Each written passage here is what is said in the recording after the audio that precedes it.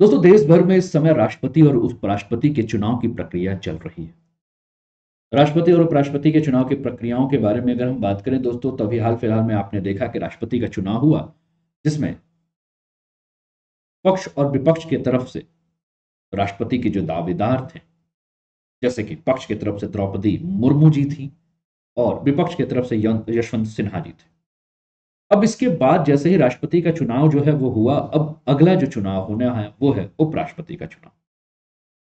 आज जिन मुद्दों पर हम चर्चा करेंगे, आज हम जो बात करेंगे वो बात ये होगा कि भारत में उपराष्ट्रपति का चुनाव कैसे किया जाता है और भारत में उपराष्ट्रपति के चुनाव के लिए भारत का संविधान क्या कहता है। How the president of India is elected, what does the constitution say about the office. I hope you all are enjoying this session. मैं उम्मीद करता हूं कि आप सभी इस सेशन को एंजॉय करेंगे और जानेंगे कि किस प्रकार से ये टॉपिक हमारी आगामी परीक्षाओं के लिए बहुत ही महत्वपूर्ण। लेकिन उसके पहले दोस्तों, हम देखें कि इंडियन एक्सप्रेस ने इस न्यूज को कवर किया है। How the vice president of India is elected, what does the constitution say about the office. और वेस्ट बंगाल के गवर्नर जो है जगदीप धनकर, उनको जो है वो एनडीए ने अपना कैंडिडेट जो है वो सेलेक्ट किया है। और इसके पहले हम जानते हैं कि भारत के जो उपराष्ट्रपति एम वेंकैया नायडू हैं, इनका कार्यकाल जो है वो समाप्त हो रहा है। वहीं विपक्ष ने जो है वो मार्गेट आल्वा को जो है वो अपना कैंडिडेट चुना है और 6 अगस्त को ये चुनाव होने वाला है। लेकिन इसके पहले एक प्रश्न मैं आपके सामने लेता हूं। एक बार इस प्रश्न का आप जवाब दीजिए और फिर इस प्रश्न को आप देख लीजिए। फिर जब हम इस टॉपिक को कवर करेंगे तो हम देखेंगे कि इसका उत्तर क्या हो सकता है ना। प्रश्न आपके सामने। हम पूरा राष्ट्रपति उपराष्ट्रपति के चुनाव की चर्चा करेंगे और उसके बाद हम देखेंगे कि इसका जवाब क्या होगा लास्ट में। प्रश्न है, निम्नलिखित कथनों पर विचार कीजिए। Consider the following statement. उपराष्ट्रपति के चुनाव के संबंध में या उसके संबंध में उत्पन्न होने वाले सभी संदेहों और विवादों की जांच और निर्णय सर्वोच्च न्यायालय द्वारा किया जाता है, जिसका निर्णय अंतिम होता है। All doubts and disputes arising in connection with or in connection with the election of vice president are investigated and decided by the Supreme Court, whose decision is final. Second statement क्या कहता है? उपराष्ट्रपति के निर्वाचक मंडल में राज्यसभा के मनोनीत सदस्य शामिल नहीं होते हैं। The elected members of Rajya Sabha do not include the elected members of vice president.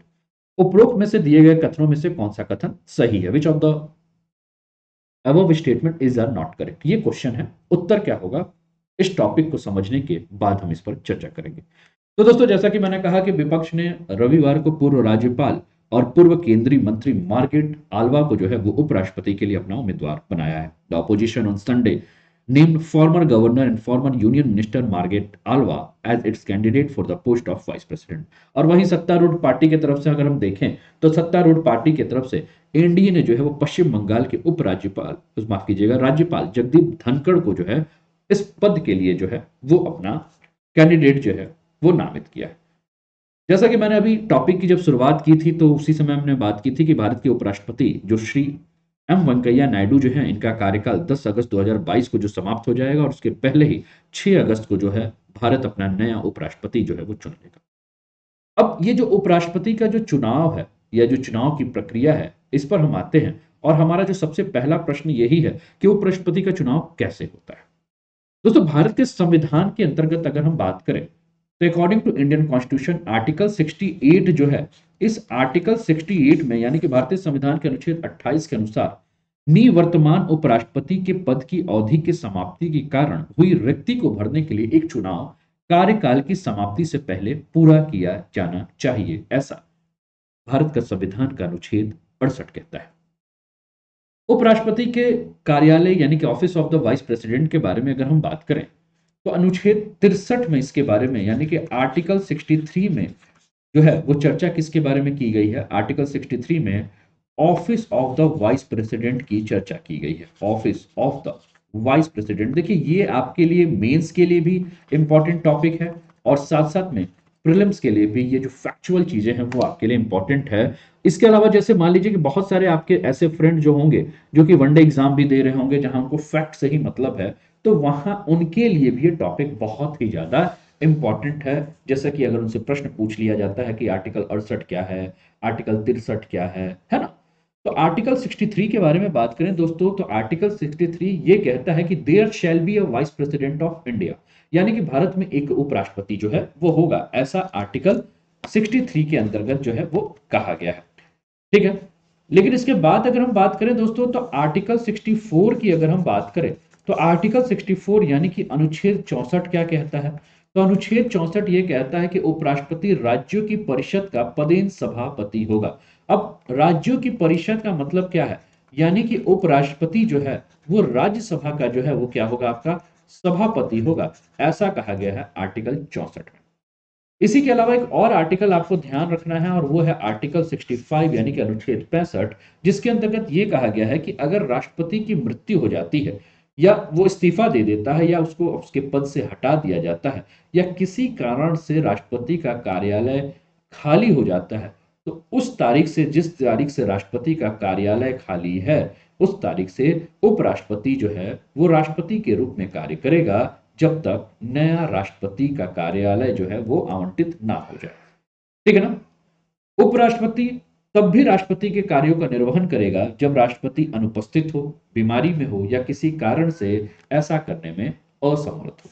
है ना? तो हमारी स्क्रीन पर आज आप देख रहे हैं कि उपराष्ट्रपति के दो कैंडिडेट, एक आपको मार्गरेट आल्वा नजर आ रही हैं, और दूसरा अगर हम बात करें तो हमें धनखड़ साहब जो है वो आपकी स्क्रीन पर जो है वो देखने को मिल रहे हैं, जिनके चांसेस इन्हीं के जो है कि ये जीतने के चांसेस ज्यादा है। ठीक है ना? तो आइए मार्गरेट आल्वा और जगदीप धनखड़ जो कि हमारे भारत के उपराष्ट्रपति के कैंडिडेट हैं, एक बार इनके बारे में जान जाए। मार्गरेट आल्वा के बारे में बात करें दोस्तों, तो मार्गरेट आल्वा का जो राजनीतिक कैरियर है, ये राजनीतिक करियर जो है वो 48 साल का है, वही जगदीप धनखड़ का 33 साल का है। राज्यपाल के रूप में मार्गरेट आल्वा ने 5 साल अपना समय दिया है, और 4 राज्यों के जो है वो राज्यपाल रह चुकी हैं। वही जगदीप धनखड़ 3 साल तक कार्यकाल दिया, और एक राज्य, यानी कि वो राज्य कौन सा है? वेस्ट बंगाल, यानी कि पश्चिम बंगाल में अपनी सेवा ये जो है दे रहे हैं।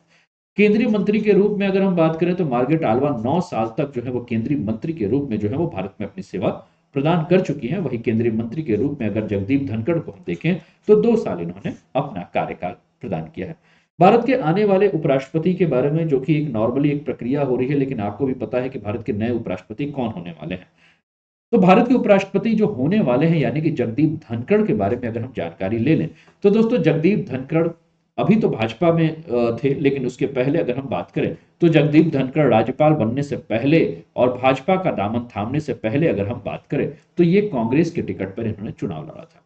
18 मई 1951 को राजस्थान के झुंझुनू में इनका जन्म हुआ था। पेशे से ये एक वकील हैं, और सुप्रीम कोर्ट के वरिष्ठ अधिवक्ता के रूप में भी इन्होंने अपनी सेवा दी है।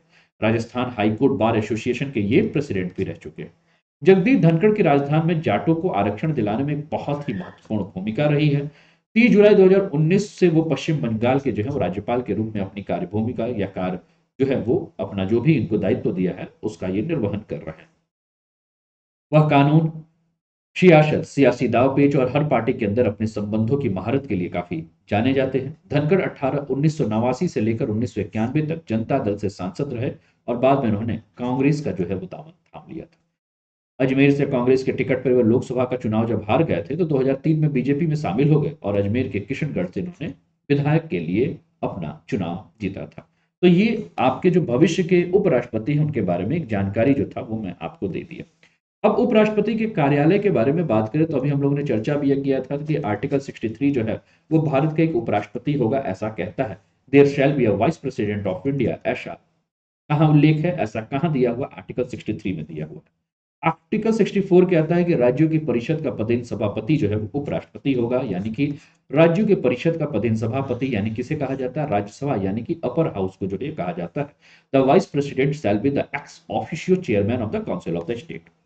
अनुच्छेद 65 ये कहता है कि राष्ट्रपति की मृत्यु, इस्तीफे या हटाने या अन्यथा किसी भी कारण से अगर राष्ट्रपति के कार्यालय में कोई रिक्ति होने की स्थिति होती है, तो उपराष्ट्रपति उस तारीख तक राष्ट्रपति के रूप में कार्य करेगा जिस पर एक नया राष्ट्रपति अपने कार्यकाल में कार्यालय में प्रवेश नहीं करता है। It says that in the event of any vacancy in the office of the president by the reason of the death, resignation और रिमूवल और otherwise the vice president shall act as a president until the date on which a new president enter his office. तो ये राष्ट्रपति के बारे में जो है वो जानकारी दी गई है। हम देख लेते हैं कि भारत की आजादी से लेकर अभी तक भारत के राष्ट्रपति के रूप में किन्होंने अपने कार्यालय का जो कार्यकाल का जो है वो कार्यकाल निभाया है, इस पर हम बात करें। ठीक है, तो दोस्तों आपकी स्क्रीन पर जो है आजादी से लेकर अभी तक के जो भी राष्ट्रपति हैं उनके बारे में जानकारी है। सबसे पहले राष्ट्रपति उपराष्ट्रपति जो है थे हमारे भारत के, वो थे डॉक्टर सर्वपल्ली राधाकृष्णन। उसके बाद कार्यकाल आया डॉक्टर जाकिर हुसैन का, फिर कार्यकाल आया वीवी गिरी का, उसके बाद गोपाल स्वरूप पाठक, फिर बसप्पा धनपति जाटी, उसके बाद मोहम्मद हिदायतुल्लाह, उसके बाद रामास्वामी वेंकटरमन, उसके बाद शंकर दयाल शर्मा, इसके बाद कोचलेरी रमन नारायण, फिर कृष्णकांत शर्मा, भैरव सिंह शेखावत, मोहम्मद हामिद अंसारी और वेंकैया नायडू 13। अब 14वें उपराष्ट्रपति का जो चुनाव है, जिसमें उम्मीद ये है कि बीजेपी की तरफ से जो प्रस्तावित नाम है वो चुनाव जीत सकते हैं, ऐसा उम्मीद जताया जा रहा है। तो ये जो लिस्ट है, इस लिस्ट को भी आप याद कर सकते हैं। ये लिस्ट भी आपके आगामी परीक्षाओं के लिए अति महत्वपूर्ण होगा। अब हम बात करें कि इलेक्शन ऑफ वाइस प्रेसिडेंट कैसे होता है, चुनाव का तरीका क्या है। तो the election shall be held in accordance with the system of proportional representation by means of a single transferable vote and the voting at such election shall be on secret ballot. तो उपराष्ट्रपति के चुनाव के बारे में अगर हम बात करें दोस्तों, तो उपराष्ट्रपति का चुनाव हो चाहे राष्ट्रपति का चुनाव हो, इसके बारे में जो पूरा का पूरा उल्लेख है वो चुनाव अधिनियम 1952 में जो है इसका उल्लेख है। ठीक है ना, चुनाव अधिनियम 1952 में जो है इसका उल्लेख किया गया है। राष्ट्रपति और उपराष्ट्रपति के चुनाव नियम 1974 के साथ संविधान के आर्टिकल 324 में उपराष्ट्रपति के कार्यालय के चुनाव के संचालन, अधिक्षण, निर्देशन और नियंत्रण निहित है, जो कि भारत के चुनाव आयोग के द्वारा कराए जाएंगे। The superintendent's direction and control of the conduct of election to the office of the vice president is vested in Article 324 of the Constitution, read with the President and Vice President Election Act 1952 and the President and Vice President Election Rule 1974, India and the Election Commission of India, ऐसा कहा गया है। ठीक है ना, तो ये आपको इलेक्शन कमीशन के, इसके अलावा अगर हम बात करें दोस्तों, तो राष्ट्रपति या उपराष्ट्रपति के चुनाव की एक प्रक्रिया के बारे में अगर हम बात करें, तो निर्वाचन के लिए अधिसूचना निर्वर्तमान उपाध्यक्ष के पद की अवधि की समाप्ति के 60वें दिन या उसके बाद ही जारी की जाएगी। The notification for the election shall be issued on or after the 6th day after the expiry of the term of office of the outgoing vice president. Bharat के संविधान के अनुसार अगर हम बात करें, तो आर्टिकल 66 आपको याद रखना है, आर्टिकल 66 यानी कि अनुच्छेद 66 के अनुसार उपराष्ट्रपति का चुनाव इलेक्टोरल क्लॉज के सदस्यों के कॉलेज के सदस्यों के द्वारा ही किया जाएगा। अब इलेक्टोरल कॉलेज के सदस्यों के द्वारा ही उपराष्ट्रपति का चुनाव किया जाएगा, ऐसा कहा जा रहा है। तो प्रश्न ये होता है कि सर इलेक्टोरल कॉलेज के सदस्यों के अंदर कौन कौन आता है। ठीक है ना, तो एक मैं यहां लिख रहा हूं और इसको ध्यान रखिएगा। इलेक्टोरल कॉलेज के सदस्य के बारे में बात कर रहा था, who is a member of the electoral college. ठीक है ना, तो सबसे पहला अगर हम बात करें, तो राज्यसभा में जितने भी आपके निर्वाचित सदस्य होते हैं, राज्यसभा में निर्वाचित सदस्य, यानी कि कुल कहने का मेरा मतलब यह है कि उपराष्ट्रपति के चुनाव में कौन कौन जो है वोट दे सकता है, तो राज्यसभा के निर्वाचित सदस्य यानी कि इलेक्टेड मेंबर्स ऑफ राज्यसभा। इसके अलावा अगर हम बात करेंगे, तो राज्यसभा के मनोनीत सदस्य भी जो हैं वो भी चुनाव कर सकते हैं, वोट दे सकते हैं, लेकिन आपको ध्यान रखना होगा कि राष्ट्रपति के संदर्भ में राज्यसभा के मनोनीत सदस्यों को जो है वो भाग लेने नहीं दिया जाता है। इसके अलावा लोकसभा के निर्वाचित सदस्य जो हैं वो चुनाव करते हैं।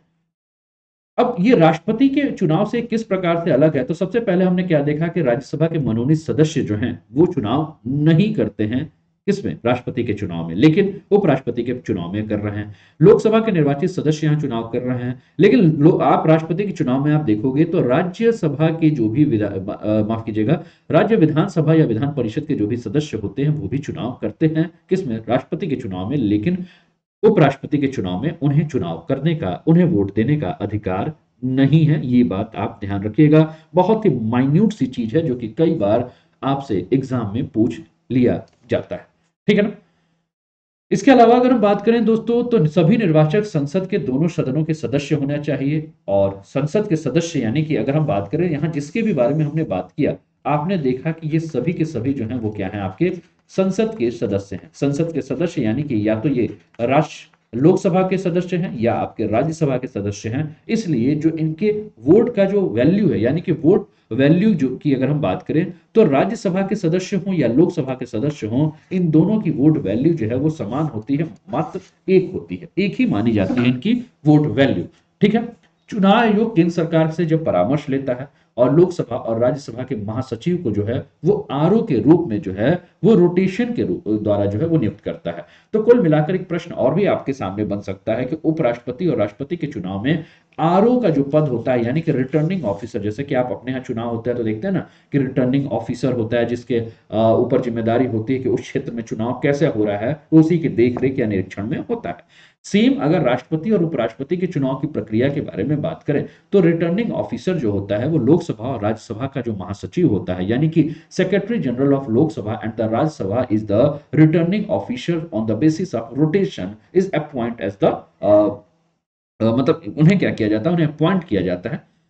महासचिव लोकसभा को भारत के उपराष्ट्रपति के कार्यालय के वर्तमान चुनाव के लिए रिटर्निंग अधिकारी के रूप में जो है वो नियुक्त किया जाता है। आयोग के रिटर्निंग अधिकारियों की सहायता के लिए लोकसभा में सहायक रिटर्निंग अधिकारी की नियुक्ति भी की जाती है। राष्ट्रपति और उपराष्ट्रपति चुनाव नियम 1974 के नियम 8 के अनुसार चुनाव के लिए चुनाव संसद भवन में ही किया जाता है। अब उपराष्ट्रपति के चुनाव के लिए योग्यता क्या होती है और इसके पद की अवधि क्या होती है?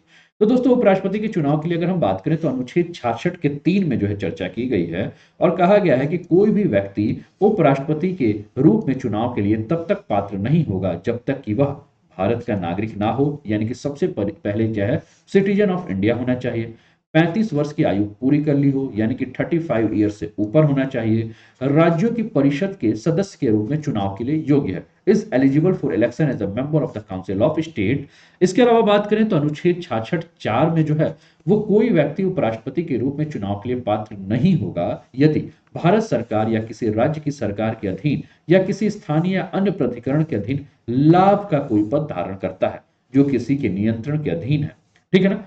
तो आर्टिकल 66(4) क्या कहता है? No person shall be eligible for election as vice president if he holds any office of profit under the government of India or the government of any state or under any local or other authority under the control of any of the. ठीक है।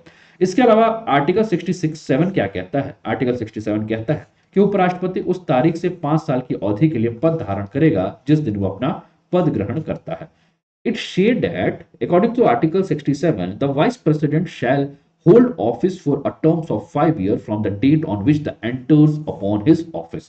तो ये कुछ important articles इसको याद ध्यान रखना है। उपराष्ट्रपति अपने कार्यकाल की समाप्ति के बावजूद तब तक पद पर बने रहेंगे जब तक कि उनका उत्तराधिकारी अपना पद ग्रहण नहीं कर लेता है। उपराष्ट्रपति राष्ट्रपति को अपना इस्तीफा देकर अपने कार्यकाल की समाप्ति के पहले पद छोड़ सकता है या उसे हटाया जा सकता है। ठीक है ना? तो ये कुछ जानकारी है। अगर मान लीजिए कि उपराष्ट्रपति का चुनाव जो है वो किसी भी कारण से विवाद में आ जाता है या राष्ट्रपति का चुनाव किसी भी कारण से विवाद में आ जाता है, उस स्थिति में क्या कहा किया जाएगा? दोस्तों उस स्थिति में अगर हम बात करें तो आर्टिकल 71 यानी कि अनुच्छेद 71 जो है वो कोई रास्ता सुझाता है। आर्टिकल 71 के बारे में अगर हम बात करें दोस्तों तो राष्ट्रपति या उपराष्ट्रपति के चुनाव के संबंध या उसके संबंध में उत्पन्न होने वाले सभी संदेहों और विवादों की जांच और निर्णय सर्वोच्च न्यायालय के द्वारा किया जाता है जिसका निर्णय जो है वो अंतिम होता है। ठीक है ना? तो ये बात बहुत ही ज्यादा इंपॉर्टेंट है, ध्यान रखिएगा। Article 71 says that all doubts and disputes arising in connection with or in connection with the election of the president or vice president shall be inquired into and decided by the Supreme Court whose decision shall be final. संसद कानून द्वारा राष्ट्रपति या उपराष्ट्रपति के चुनाव से संबंधित या उससे संबंधित किसी भी मामले में विनियमित कर सकती है। पार्लियामेंट में by law regulate any matter relating to or connected with the election of the vice president of India. है ना? ठीक है ना? तो ये आपके स्क्रीन पर जो है वो आपको दिखा, ये राष्ट्रपति के चुनाव के संदर्भ में। अब मैंने एक प्रश्न आपको इस टॉपिक की शुरुआत में दी थी, आइए उस प्रश्न पर चलते हैं और देखते हैं कि राइट आंसर क्या होगा, उसके बारे में हम बात करते हैं। प्रश्न आपके स्क्रीन पर जो है वो आपको देखने को मिल रहा है, ये प्रश्न आपके स्क्रीन पर ये आ चुका है। फिर से एक बार हम प्रश्न देखते हैं और इसके उत्तर क्या होंगे इस पर हम बात करते हैं। प्रश्न क्या है?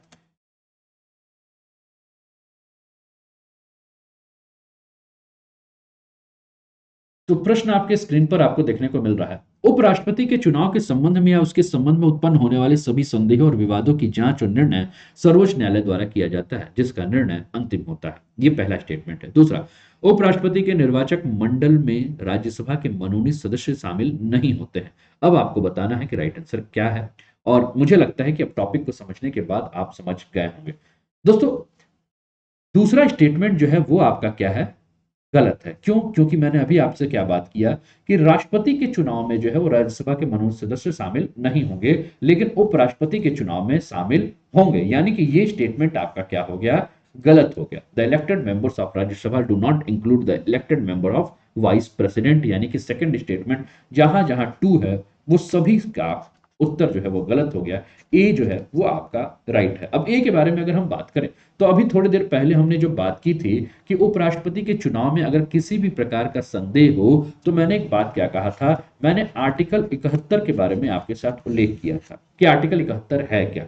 और मैंने कहा था कि आर्टिकल 71 ये जो है जो कि कहता है कि राष्ट्रपति या उपराष्ट्रपति के चुनाव के संबंध में या किसी भी प्रकार का कोई संदेह या विवाद हो तो उसका जांच करने का निर्णय जो है वो सर्वोच्च न्यायालय के पास जाएगा और सर्वोच्च न्यायालय का जो भी निर्णय आएगा, ठीक है ना, वो निर्णय क्या होगा, मान्य होगा। यानी कि सर्वोच्च न्यायालय का निर्णय ही अंतिम होगा।